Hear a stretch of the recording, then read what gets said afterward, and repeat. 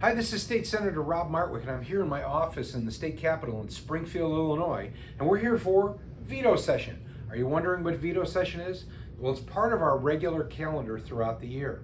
So the regular session begins in January, and from January through June, we're down here passing bills and negotiating the budget and eventually passing the budget. After we hit our budget deadline, which is May 31st, we send all that stuff to the governor, and he takes the summer to review those. And he gets his job as the governor. He gets to either sign those bills and that budget, or he can veto it. And if he vetoes it, any legislation that gets vetoed, if you remember your Schoolhouse Rock video, any legislation that gets vetoed gets sent back to the General Assembly, where we can either accept that veto and then the bill is dead, or we can try to override that veto. That's what veto session is designed for. Now, in years past, when we had contentious relationships with our governors, we were down here with motions to override vetoes. With this governor, we have a very good working relationship, and so we don't have a whole lot of vetoes. But we're here anyway, it's on the calendar.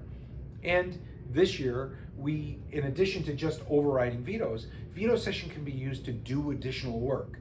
Again, the clock keeps moving. We will keep doing work, and so this gives us time to take up important work. One of the things that we're talking about doing, and if we do it, it'll be next week in the second week of veto, is the governor has proposed potentially enacting some legislative safeguards against changes that might be coming after the election. As many of you know, a new president has been elected who is espousing some ideas that run contrary to beliefs of a lot of people in Illinois.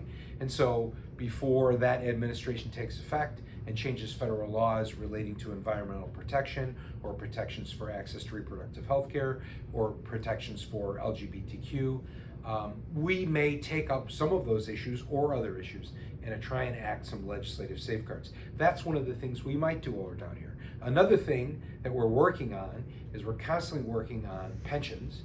And recently I filed a bill that represents organized labor's ask on how we might change our pension systems, and there'll be more to talk about on that. But that's what we're here for. That's the veto session. I'll be back next week.